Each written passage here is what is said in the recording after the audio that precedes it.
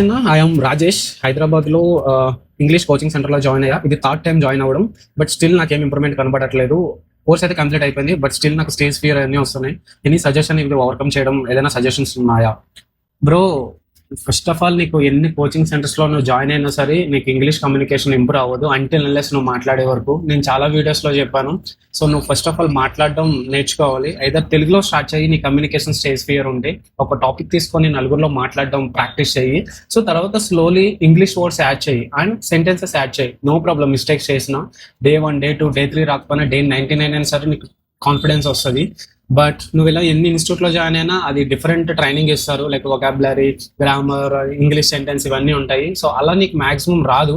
So నీ ఎంతటి నువ్వు నేర్చుకో, మాట్లాడు. బికాస్ లైక్ ఉంది, ఏతో కూడా ChatGPTతో నువ్వు వాయిస్ ఓవర్తో మాట్లాడచ్చు. లేదంటే కొన్ని యాప్స్ ఉన్నాయి, అవి కూడా మాట్లాడతాయి.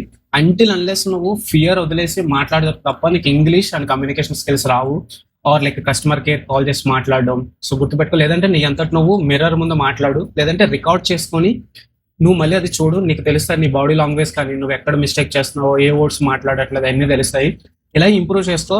అంతే తప్ప నువ్వు మనీ వేస్ట్ చేసి ఎన్ని కోచింగ్ ఇన్స్టిట్యూట్లో జాయిన్ అయినా 3-4 monthsకి కోర్స్ కంప్లీట్ అయిపోతుంది. బట్ నీకు కాన్ఫిడెన్స్ అనేది రాదు అండ్ కమ్యూనికేషన్ కూడా రాదు. సో నీ అంతటి నువ్వు ప్రాక్టీస్ చెయ్యి, మాట్లాడు. డెఫినెట్గా వన్ డే నువ్వు ఖచ్చితంగా మాట్లాడతావు. Thank you.